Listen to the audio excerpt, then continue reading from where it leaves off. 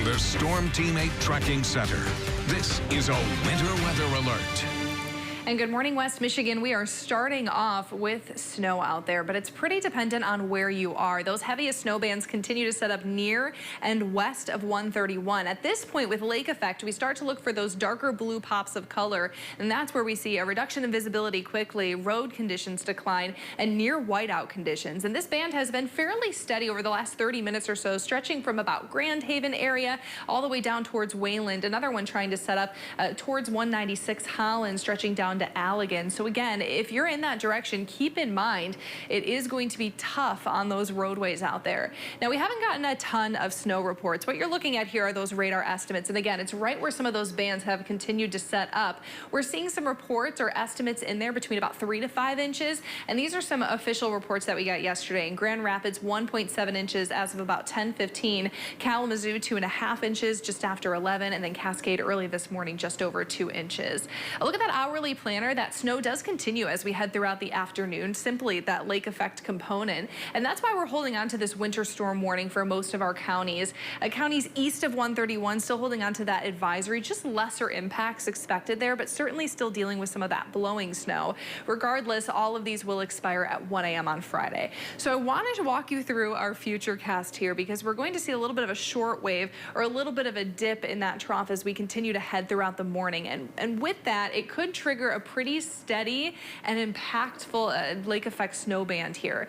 The National Weather Service is actually indicating that we could see pockets of about 4 to 8 inches from this band alone. And you'll notice as it continues to trend further off to the south, it really doesn't lose momentum. We continue to see those darker blue pops of color towards the lakeshore this afternoon. And this will not really start to improve until we get to well after sunset. Scattered snow showers possible overnight, but again, most of that heavy snow will fall during the daytime hours today.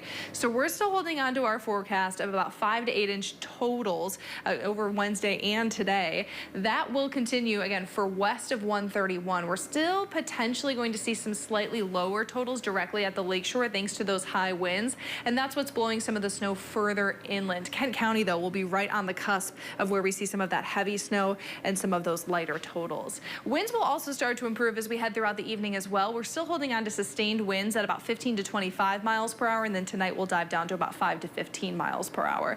Good news is we're starting to dry out into Friday, and it's a pretty dry weekend, so hopefully road crews can have some time to catch up a little bit. I know we're dealing with a little bit of a layer of ice underneath some of that snow, which is causing some slick travel. But early next week, we'll actually be talking melting snow, believe it or not. We'll see those high temperatures rise to the mid-40s, and that will favor rain rather than snow in that Monday and Tuesday time frame, which will only really expedite this melting process to continue.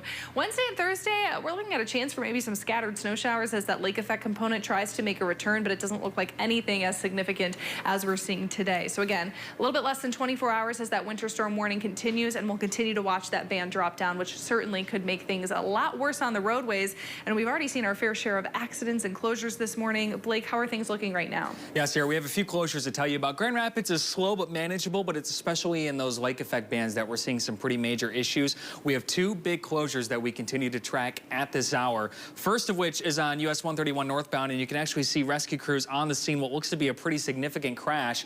US 131 northbound is closed at 100th Street, and it has been for at least the last hour, and it looks like cleanup isn't done yet. So if your route takes you from Kalamazoo up to Grand Rapids, or even passing through Byron Center on northbound, you'll want to get off and get back on north of 100th Street. We also have a closure on westbound I-94. This one just popping up here within the last half hour. This is near M37, and again, all westbound lanes are closed. Travel moving along very slowly along I-94 as the heavy lake effect continues, and we are continuing to watch this area between Hudsonville and Holland on I-196, where it's almost certainly whiteout conditions. New school closings continue to come in as well. Forest Hills now has today off, George.